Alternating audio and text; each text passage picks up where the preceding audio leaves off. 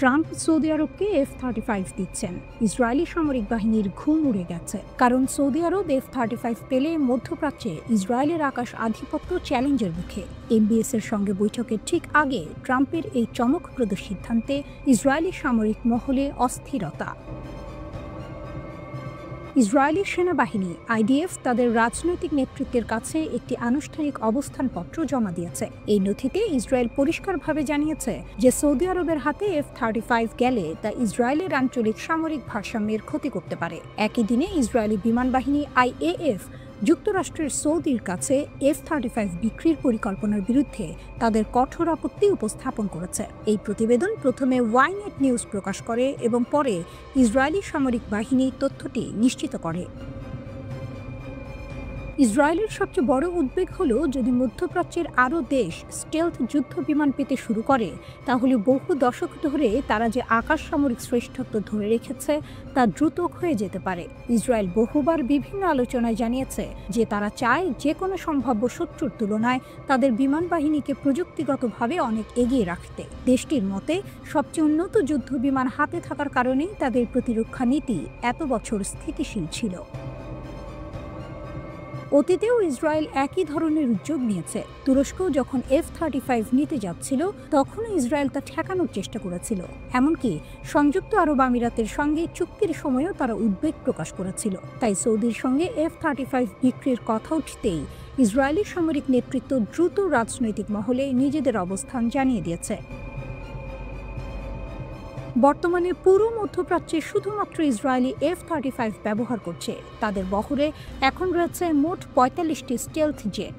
এগুলো ইসরায়েলের বিভিন্ন অপারেশনে গুরুত্বপূর্ণ ভূমিকা রাখছে। এছাড়া আরও 30টি F-35 ইতোমধ্যে অর্ডার করা হয়েছে, যা ভবিষ্যতে ইসরায়েলি বিমান বাহিনীকে আরও শক্তিশালী করবে। এই সমস্ত কারণে ইসরায়েল মনে করে F-35 শুধু একটি যুদ্ধ বিমান নয়, বরং তাদের নিরাপত্তার ভিত্তিমূল। ঠিক এমন সময় সোমবার মার্কিন প্রেসিডেন্ট ডোনাল্ড ট্রাম্প ঘোষণা করেন সৌদি আরব F-35 কেনার আগ্রহ দেখিয়েছে এবং যুক্তরাষ্ট্র সেই বিক্রি এগিয়ে নেবে। ট্রাম্প সৌদি আরবকে একজন মহান মিত্র বলে উল্লেখ করে জানান যে যুক্তরাষ্ট্র সৌদির সঙ্গে আরও শক্তিশালী প্রতিরক্ষা সম্পর্ক করতে চায়। তিনি বলেন, সৌদি আরব যুক্তরাষ্ট্রকে খুব পছন্দ করে এবং ইরানের বিরুদ্ধে যুক্তরাষ্ট্র যা করেছে তা সৌদিও সমর্থন করে। এই বক্তব্য এসেছে ঠিক সৌদি ক্রাউন প্রিন্স মোহাম্মদ বিন সালমানের যুক্তরাষ্ট্র সফরের আগ মুহূর্তে। তবে সৌদি আরব চাইলেই তৎক্ষণাৎ F-35 হাতে পাবে না। মার্কিন প্রতিরক্ষা মহলের হিসাবে প্রথম ডেলিভারি পেতে সৌদির কমপক্ষে 7 বছর অপেক্ষা করতে হবে। এই সময়সীমা ইসরায়েলকে কিছুটা স্বস্তি দিলেও ক্রমাগত তারা আশঙ্কা করছে, একবার সৌদি F-35 পেলে মধ্যপ্রাচ্যের শক্তির ভারসাম্য পুরোপুরি বদলে যেতে পারে। যুক্তরাষ্ট্রের প্রেসিডেন্ট ডোনাল্ড ট্রাম্প বলেছেন, হ্যাঁ, আমি সেটা করার পরিকল্পনা করছি। তারা কিনতে চায়, তারা দারুণ মিত্র, তারা আমাদের খুবই পছন্দ করে। ইরানের ব্যাপারে আমরা যা করেছি, আমরা তাদের পরমাণু সক্ষমতা প্রায় ধ্বংস করে দিয়েছি। হ্যাঁ, আমরা F-35 বিক্রি করব। যুক্তরাষ্ট্রের সঙ্গে উত্তেজনার মধ্যেও ইরানের ক্ষেপণাস্ত্র কর্মসূচিকে উৎসাহ দিচ্ছে চীন। নতুন আগুন জ্বলছে মধ্যপ্রাচ্যে। রাতের আকাশে যেন নতুন আগুন জ্বলছে। পশ্চিমা নিষেধাজ্ঞার ভারে দমে না গিয়ে বরং ছাই থেকে উঠে আবার জেগে উঠছে তেহরান। CNN-এর এক বিস্ফোরক প্রতিবেদনে বলা হয়েছে, চীন এখন ইরানের ক্ষেপণাস্ত্র কর্মসূচিকে গোপনে শক্তিশালী করছে। যে কর্মসূচিকে একসময় ভেবে নেওয়া হয়েছিল শেষ হয়ে গেছে, তা আবার জেগে উঠেছে, আর এবার আগের চেয়েও ভয়ঙ্কর রূপে। ইউরোপীয় গোয়েন্দা সূত্র জানিয়েছে, চীন থেকে ইরানে পাঠানো হচ্ছে 2000 টন সোডিয়াম পারক্লোরেট, যা ক্ষেপণাস্ত্র জ্বালানি তৈরির জন্য অপরিহার্য উপাদান। এই পরিমাণ উপাদান দিয়ে তৈরি করা যাবে অন্তত 500টি ব্যালিস্টিক ক্ষেপণাস্ত্র, যথেষ্ট পুরো মধ্যপ্রাচ্যকে কাঁপিয়ে দিতে। আর এই চালান এসেছে সে সময়ে যখন ইসরায়েল গত জুনে 12 দিনের যুদ্ধে ইরানের ক্ষেপণাস্ত্র ঘাঁটি ও পারমাণবিক স্থাপনাগুলিতে ব্যাপক হামলা চালিয়েছিল। তবে তেহরান হার মানেনি, বরং যুদ্ধ শেষে তারা ঘুরে দাঁড়িয়েছে। রাশিয়া ও চীনের সঙ্গে নতুন কৌশলগত সম্পর্ক গড়ে তুলেছে। তেহরান বলছে, যখন পশ্চিম মুখ ফিরিয়ে নেয়, পূর্ব তখন কাঁধে হাত রাখে। চীনের ভূমিকা এখন স্পষ্ট। বেইজিং ইরানের পুনর্গঠন প্রচেষ্টাকে নীরবে উৎসাহ দিচ্ছে। নিষেধাজ্ঞার ফাঁক গলে পৌঁছে যাচ্ছে জ্বালানি, যন্ত্রপাতি, প্রযুক্তি। ইরানও থেমে নেই। তারা এখন একের পর এক নতুন প্রজন্মের উন্নত ক্ষেপণাস্ত্র তৈরি করছে। এক ভিডিওতে দেখা গেছে ভূগর্ভস্থ এক গোপন অস্ত্রাগারে সাজানো রয়েছে শত শত ক্ষেপণাস্ত্র, নতুন রূপে নতুন যুদ্ধে নামার অপেক্ষায়। ইরানের পররাষ্ট্র মন্ত্রণালয়ের মুখপাত্র ইসমাইল বাঘাই স্পষ্ট ভাষায় বলেছেন, আমাদের প্রতিরক্ষা নিয়ে সিদ্ধান্ত নেওয়ার অধিকার আমেরিকার নেই। ইরান তার আত্মরক্ষার ক্ষমতা বাড়াবে যত দূরেই যেতে হয়। বিশ্লেষকরা বলছেন, ইরান এখন শুধু অস্ত্র তৈরি করছে না, বরং ভয় তৈরি করছে। কারণ তারা দেখিয়ে দিয়েছে, মার্কিন ঘাঁটি হোক বা ইসরায়েলি ভূখণ্ড, ইরানের ক্ষেপণাস্ত্র যে কোনো জায়গায় পৌঁছাতে পারে। জুনের যুদ্ধেই তারা হামলা চালিয়েছিল কাতারে অবস্থিত মার্কিন আল উদেইদ ঘাঁটিতে, যা যুক্তরাষ্ট্রের মধ্যপ্রাচ্যের সবচেয়ে বড় সামরিক কেন্দ্র। মার্কিন পররাষ্ট্রমন্ত্রী মার্কো রুবিও সম্প্রতি স্বীকার করেছেন, ইরান এখন এমন ক্ষেপণাস্ত্র তৈরি করছে যা পারমাণবিক ওয়ারহেড বহনে সক্ষম এবং যে কোনো দূরত্বে আঘাত হানতে পারে। কিন্তু এই সতর্কবার্তাও যেন ইরানের গতিকে থামাতে পারেনি, বরং তেহরান ঘোষণা দিয়েছে তারা আর 2015 সালের পারমাণবিক চুক্তি JCPOA এর অধীনে আবদ্ধ নয়। চুক্তির মেয়াদ শেষ, এখন শুরু হয়েছে ইরানের স্বাধীন যুগ। বিশ্লেষক জেফ্রে লুইস বলেছেন, 2000 টন সোডিয়াম পারক্লোরেট মানে প্রায় 500 ক্ষেপণাস্ত্র। ইরান 1 মাস আগেও 200 ক্ষেপণাস্ত্র তৈরির পরিকল্পনা করেছিল।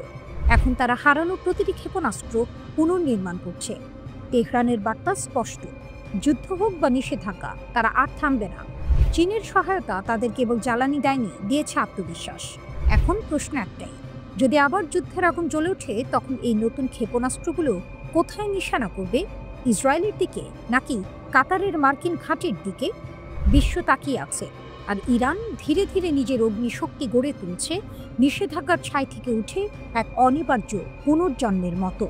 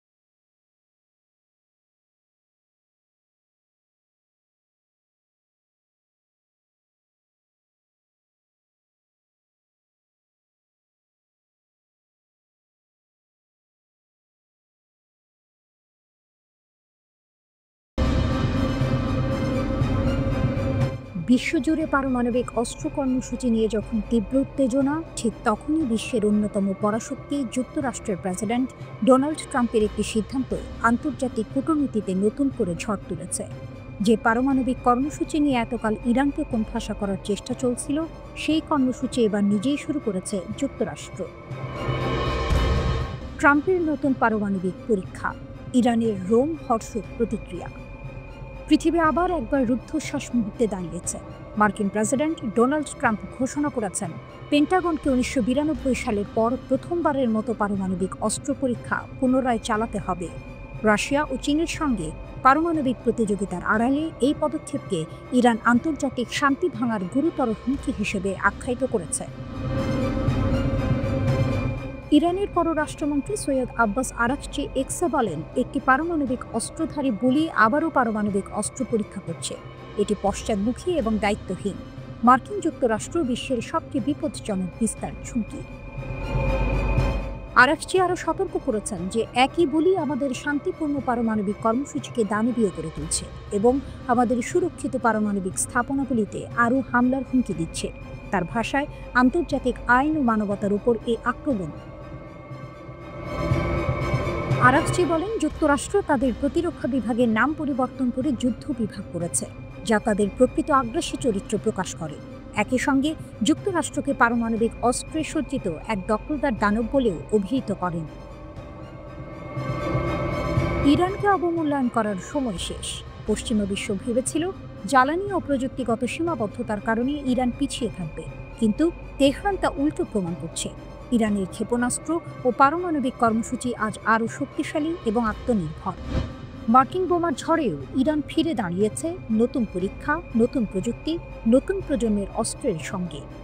ইরান শুধুমাত্র প্রতিরক্ষা করছে না, তারা প্রতিশোধের প্রস্তুতিও নিচ্ছে।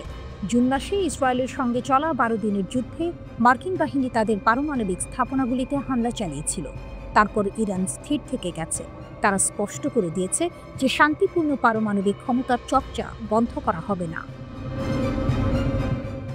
বিশেষজ্ঞরা বলছেন, ইরান এখন নিজের শক্তি ছাপিয়ে আন্তর্জাতিক মঞ্চে নতুন নকশা আনছে। পূর্ববর্তী নিষেধাজ্ঞা, বোমা হামলা বা আন্তর্জাতিক চাপ কিছুই তাদের থামাতে পারেনি, বরং এসবই ইরানকে আরও আত্মনির্ভর এবং শক্তিশালী করেছে।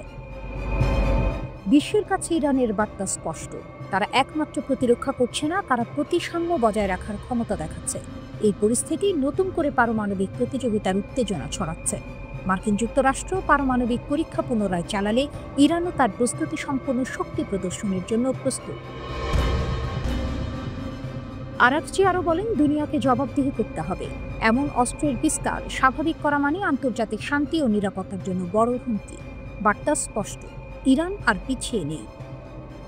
শেষ লাইনটি রোমহর্ষকভাবে বলে, বিশ্বের সবচেয়ে বিপজ্জনক পারমাণবিক শক্তি শুধুমাত্র মার্কিন যুক্তরাষ্ট্র নয়, তেহরানও এখন তার অস্ত্র শক্তির ছাপ দিয়ে দেখাচ্ছে যে তাকে হালকাভাবে নেওয়া যাবে না।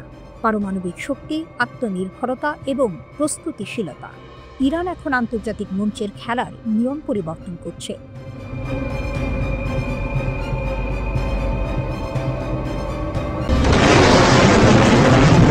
ইরানের বিপক্ষে যুদ্ধে মার্কিন ইসরায়েলি মিসাইল ঘাটতি। গত জুনের যুদ্ধের মাত্র এক সপ্তাহ পরে রিপোর্টে দেখা যায় ইসরায়েলের হাতে কেবল 12 দিনের বিমান প্রতিরক্ষা মিসাইল মজুদ বাকি ছিল। 18 জুন যুদ্ধের 5 দিন পর এক মার্কিন কর্মকর্তা ওয়াল স্ট্রিট জার্নালকে বলেন, ইসরায়েলের উন্নত অ্যারো সিস্টেমের সরবরাহ দ্রুত ফুরিয়ে আসছে। মার্কিন যুক্তরাষ্ট্র বা ইসরায়েল কেউই সারাদিন বসে থেকে মিসাইল প্রতিহত করতে পারে না, বলেন টম কারাকো, মিসাইল ডিফেন্স প্রজেক্টের পরিচালক। ইসরায়েলও তাদের মিত্রদের এখন দ্রুত ব্যবস্থা নিতে হবে, কারণ সময় নেই। তিনি আরও বলেন, প্রতিরোধ ব্যবস্থা ইতিমধ্যে চাপে আছে। খুব শিগগিরই হয়তো তাদের সিদ্ধান্ত নিতে হবে কোন মিসাইল প্রতিহত করবে আর কোনটা নয়। এ সময় মার্কিন থার্ড সিস্টেমের অপারেটররাও 12 দিনের যুদ্ধে প্রায় 150টি মিসাইল নিক্ষেপ করে ইরানি ব্যালিস্টিক মিসাইল প্রতিহত করতে। এটি যুক্তরাষ্ট্রের মোট থার্ড মিসাইল মজুদের প্রায় 1/4, যা তাদের মজুদের গভীর সীমাবদ্ধতা প্রকাশ করে। প্রতিবেদনে বলা হয়, যদিও মার্কিন প্রতিরক্ষা ব্যবস্থা হাজারো জীবন বাঁচিয়েছে, এই যুদ্ধ যুক্তরাষ্ট্রের মজুদে ভয়াবহ ঘাটতি তৈরি করেছে। প্রতিবেদনটি আরও জানায়, দীর্ঘ যুদ্ধ চললে যুক্তরাষ্ট্র ও ইসরায়েলকে হয়তো অন্য দেশগুলোর জন্য বরাদ্দ ইন্টারসেপ্টর মিসাইল সরিয়ে আনতে হতো, অথবা কিছু শত্রু মিসাইলকে ইচ্ছাকৃতভাবে ভেদ করতে দিতে হতো। একজন মার্কিন কর্মকর্তা জানান, চাহিদা এত বেশি ছিল যে এক পর্যায়ে পেন্টাগন সৌদি আরবের জন্য কেনা কিছু ইন্টারসেপ্টর ইসরায়েলে পাঠানোর পরিকল্পনা করেছিল। এত দ্রুত ফুরিয়ে আসা মিসাইল মজুদি ইরান ও ইসরায়েলকে 12 দিনের মধ্যেই যুদ্ধবিরতিতে রাজি হতে বাধ্য করে। যুক্তরাষ্ট্র ও ইসরায়েলের নতুন প্রস্তুতি। ইরানের মতো একটি নিষেধাজ্ঞাগ্রস্ত দেশের সঙ্গে মাত্র 12 দিনের যুদ্ধেই যুক্তরাষ্ট্র ও ইসরায়েলের প্রতিরক্ষা মজুদে ভাগ ধরা পড়ায় দুই দেশই এখন বিমান প্রতিরক্ষা মিসাইল উৎপাদন বাড়ানোর সিদ্ধান্ত নিয়েছে। যুক্তরাষ্ট্র প্রতিষ্ঠা করেছে মিউনিশনস এক্সিলারেশন কাউন্সিল, যা প্রতিরক্ষা মিসাইল উৎপাদন দ্রুততর করতে কাজ করছে।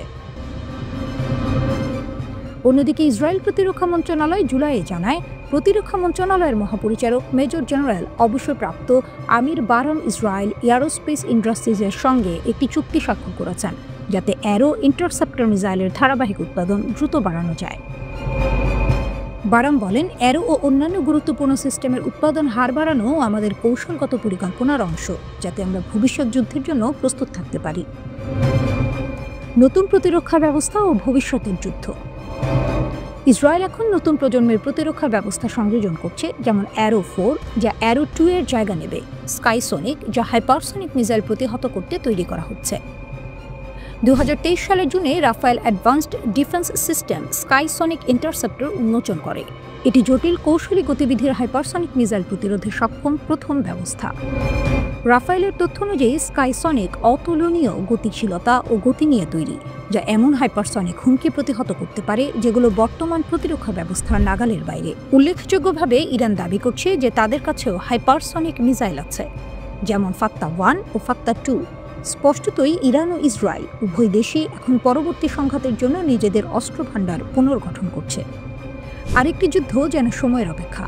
কবে শুরু হবে তা এখন নির্ভর করছে তেহরানের পারমাণবিক কর্মসূচির গতির ওপর।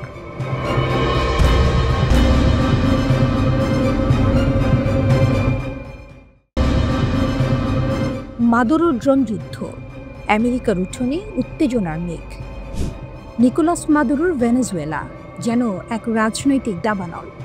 হোয়াইট হাউসের নাকের ডগায় ক্যারিবীয় সাগরে এক নতুন সামরিক খেলার মঞ্চ প্রস্তুত হচ্ছে, যার নেপথ্যে রয়েছে ইরানের ছায়া, আর তাতে জ্বালানি যোগাচ্ছে ডোনাল্ড ট্রাম্পের বিরুদ্ধে তার কড়া অবস্থান। এ যেন এক ভূ রাজনৈতিক থ্রিলার, যেখানে প্রতিটি চালই এক একটি অনিশ্চিত মোড়। মার্কিন উঠোনে যুদ্ধের মেঘ জমা হচ্ছে। ওয়াশিংটন পোস্ট ও নিউজ উইকের বিস্ফোরক রিপোর্টগুলি এক গোপন চুক্তির পর্দা উন্মোচন করেছে। ভেনেজুয়েলা নাকি ইরানের কাছ থেকে চেয়েছে অত্যাধুনিক ড্রোন, সেই ড্রোন যা ইউক্রেনের রণাঙ্গনে কুখ্যাত শাহেদ নামে পরিচিত। কারাকাসের পরিবহন মন্ত্রী 1000 কিলোমিটার পাল্লার ড্রোন চেয়েছেন বলে খবর। এ যেন দূর থেকে ছোড়া এক নীরব ক্ষেপণাস্ত্রের দাবি। ইরান ও মাদুরো এক নতুন সামরিক যুগলবন্দি। ইরানের ড্রোন বিশেষজ্ঞ ফ্যাবিয়ান হিঞ্চ বলেছেন, তেহরানের কাছে অত্যন্ত সমৃদ্ধ সিস্টেম পোর্টফোলিও আছে যা তারা কারাকাসকে দিতে পারে। ভাবুন তো, ইউক্রেন যুদ্ধে আলোড়ন সৃষ্টিকারী তুর্কি নির্মিত বিয়ারাক্তার TB2 এর অ্যানালগ মোহাজের 6 কিংবা সুদূর নজরদারির জন্য মোহাজের 2, এগুলো কি তবে পৌঁছাতে চলেছে ভেনেজুয়েলার উপকূলে? আরও আছে 600 মাইলেরও বেশি পাল্লার শাহেদ 131 ড্রোন। এগুলি যদি সত্যিই মার্কিন সীমান্তে মোতায়েন হয়, তবে পরিস্থিতি অকল্পনীয় উত্তেজনার দিকে মোড় নেবে। মাদুরো কি তবে সত্যিই আমেরিকার সামরিক ঘাঁটিগুলোর ওপর দিয়ে মৃত্যুর বীজ ছড়াতে চাইছেন? ক্যারিবীয় সাগরে আমেরিকান ঘাঁটির ঘুম কেড়ে নেওয়া হুমকি। মার্কিন সামরিক ঘাঁটিগুলো, বিশেষত পুয়ের্তো রিকোর ফোর্ট বুচালান, ক্যাম্প সান্তিয়াগো এবং মুনিজ ইয়ার ন্যাশনাল গার্ড বেস, সবই এখন আক্রমণের পরিসরের মধ্যে। শুধু তাই নয়, কিউবার কুখ্যাত গুয়ান্তানামো উপসাগরে মার্কিন ঘাঁটিও বাদ যাচ্ছে না। এই ড্রোনগুলি যদি একবার উড়ে যায়, তবে মার্কিন প্রতিরক্ষা ব্যবস্থা কি তাকে রুখতে পারবে? ওয়াশিংটন এখন যেন উদ্বেগজনক নীরবতার মধ্যে। তবে কি মাদুরো একা নন? তিনি যে রাশিয়ার প্রেসিডেন্ট ভ্লাদিমির পুতিন এবং চীনের শি জিনপিংয়ের কাছেও বর্ধিত সামরিক সহযোগিতা চেয়েছেন, তা এই নাটকে নতুন মাত্রা যোগ করেছে। ট্রাম্পের বিরুদ্ধে মাদুরো যেন প্রতিদ্বন্দ্বীদের সমাবেশ ঘটিয়েছেন। রাশিয়া থেকে সুখোই যুদ্ধ বিমানের সংস্কার এবং চীন থেকে রাডার শনাক্তকরণ ব্যবস্থার দ্রুত উৎপাদন। মাদুরো তার দেশকে দুর্গের মতো করে গড়ে তুলতে চাইছেন। মার্কিন যুক্তরাষ্ট্রও বসে নেই। তারা রুজভেল্ট রোডস নৌ স্টেশন পুনরায় চালু করেছে এবং রাফায়েল হার্নান্দেজ এবং হেনরি রোহেলসেন বিমানবন্দরে রানওয়ে সক্ষমতা বাড়াচ্ছে। এগুলি ভেনেজুয়েলার উপকূল থেকে মাত্র 500 মাইল দূরে, অর্থাৎ প্রতি আক্রমণের প্রস্তুতি চলছে জোর কদমে। মাদুরো কি সত্যিই তার এই ড্রোন ডিপ্লোম্যাসি দিয়ে ট্রাম্পকে চ্যালেঞ্জ জানাতে পারবেন, নাকি ক্যারিবীয় সাগরে ভেসে বেড়ানো মার্কিন বিমানবাহী রণতরীগুলোই শেষ পর্যন্ত এই খেলার চূড়ান্ত রেফারি হবে? ইতিহাস সাক্ষী, আমেরিকার উঠোনে এমন বিপজ্জনক খেলা এর আগে কেউ খেলতে সাহস দেখায়নি। মাদুরোর এই চাল কি তাকে বীরত্ব দেবে, নাকি অনিবার্য পতনের দিকে ঠেলে দেবে? উত্তর দেবে সময়, কিন্তু আপাতত উত্তেজনার পারদ চরমে।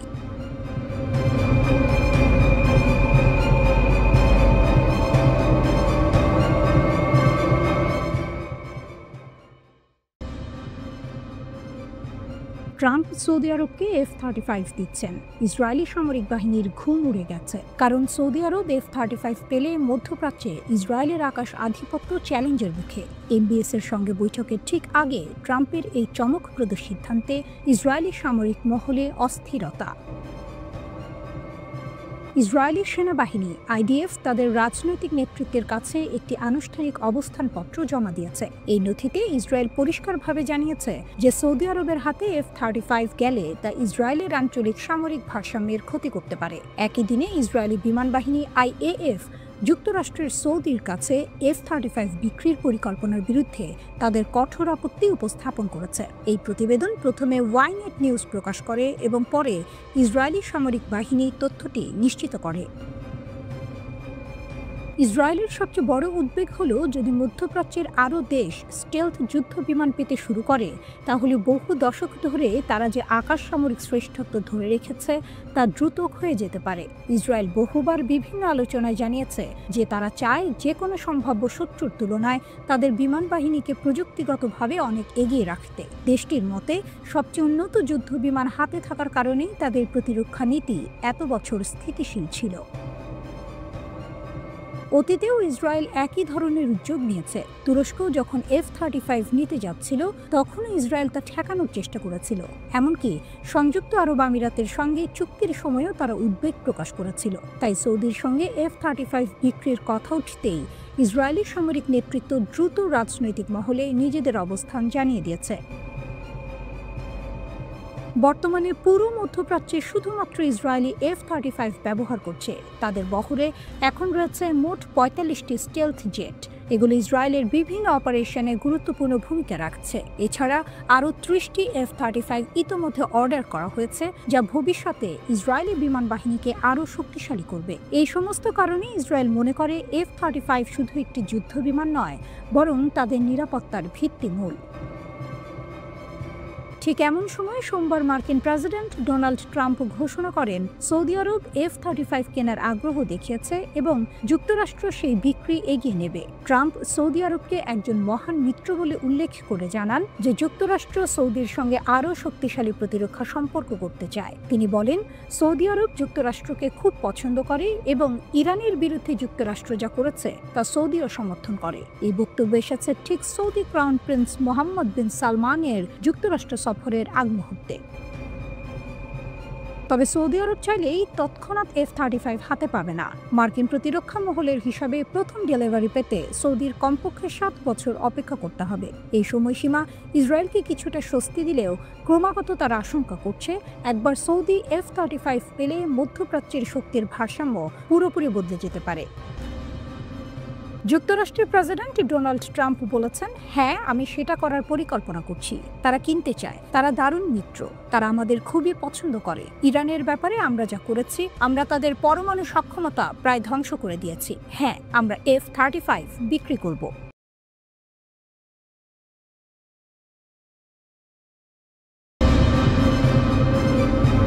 গাজার রাফায় মাটির গভীরে এক রাজনৈতিক টাইম বোমা টিকটিক করছে। ইসরায়েলের প্রধানমন্ত্রী বেনিয়ামিন নেতানিয়াহু, যার ডাকনাম বিবি, মুখোমুখি দাঁড়িয়েছেন এক কঠিন আমেরিকান চাপের। আর এই চাপের উৎস স্বয়ং ডোনাল্ড ট্রাম্পের হোয়াইট হাউস। খবর আসছে মার্কিন যুক্তরাষ্ট্র নাকি ইসরায়েলি প্রতিরক্ষা বাহিনী IDF-কে বাধ্য করছে এক চাঞ্চল্যকর কাজ করতে। সুড়ঙ্গে আটকে থাকা হামাস যোদ্ধাদের নিরাপদ পথ করে দিতে হবে। মধ্যপ্রাচ্যের একজন কূটনীতিক টাইমস ইসরায়েলে এই বিস্ফোরক দাবি করেছেন। দক্ষিণ গাজার হলুদ রেখার ইসরায়েলি নিয়ন্ত্রিত পাশে এক সুড়ঙ্গে প্রায় 100 থেকে 200 হামাস কর্মী আটকা পড়েছে বলে জানা গেছে। আর তাদের যেন কোনো ক্ষতি না হয় সেই মর্মে তাদের ক্ষতি করো না বার্তা এসেছে ওয়াশিংটন থেকে। ট্রাম্পের 20 দফা ফর্মুলা, হামাসের জন্য সাধারণ ক্ষমা। এই উদ্যোগ আসলে গাজা সংঘাতের অবসানের জন্য মার্কিন প্রেসিডেন্ট ডোনাল্ড ট্রাম্পের 20 দফা সূত্রের অংশ। এই সূত্রে বলা হয়েছে যে হামাস সদস্যরা শান্তিপূর্ণ সহাবস্থান এবং অস্ত্রত্যাগের প্রতিশ্রুতি দেবে, তাদের সাধারণ ক্ষমা দেওয়া হবে। যোদ্ধারা কিরিয়াত গ্যাটে মার্কিন নেতৃত্বাধীন কেন্দ্রে তাদের অস্ত্র জমা দেবে। তারপর তাদের হয় নিরাপদে অন্য দেশে চলে যেতে দেয়া হবে অথবা হলুদ রেখার পশ্চিমে হামাস নিয়ন্ত্রিত অঞ্চলে ফিরে যেতে দেয়া হবে। এ যেন এক বিস্ময়কর প্রস্তাব, শত্রুদের জন্য মুক্তির দরজা খুলে দেয়া। নেতানিয়াহু সেপ্টেম্বরে এই কাঠামোগত প্রস্তাবটি মৌখিকভাবে গ্রহণ করেছিলেন বটে, কিন্তু হামাসকে নিরাপদ যাত্রা প্রদান এর বিষয়টি তখন থেকেই ছিল অমীমাংসিত। ইসরায়েল এখন এই প্রস্তাবের তীব্র বিরোধিতা করছে। তাদের সাফ কথা, অনেক হামাস যোদ্ধা আক্রমণের জন্য দায়ী, তাই আইডিএফ তাদের হেফাজতের প্রয়োজন। ট্রাম্পের প্রস্তাবে সায় দেওয়া মানে যুদ্ধাপরাধীদের হাত ছেড়ে দেয়া, যা নেতানিয়াহুর জন্য এক রাজনৈতিক আত্মহত্যা। তবে এই টানাপোড়েনের মূলে রয়েছে হামাসের অদম্য সামরিক শক্তি। গাজার মাটির তলায় তাদের রয়েছে সুড়ঙ্গের বিশাল এক অদৃশ্য দুর্গ বা টানেল নেটওয়ার্ক। এই টানেলগুলোই তাদের দীর্ঘকাল ধরে লড়াই করার প্রধান অস্ত্র, যা ইসরায়েলি সামরিক বাহিনীর জন্য এক বিশাল মাথা ব্যথা।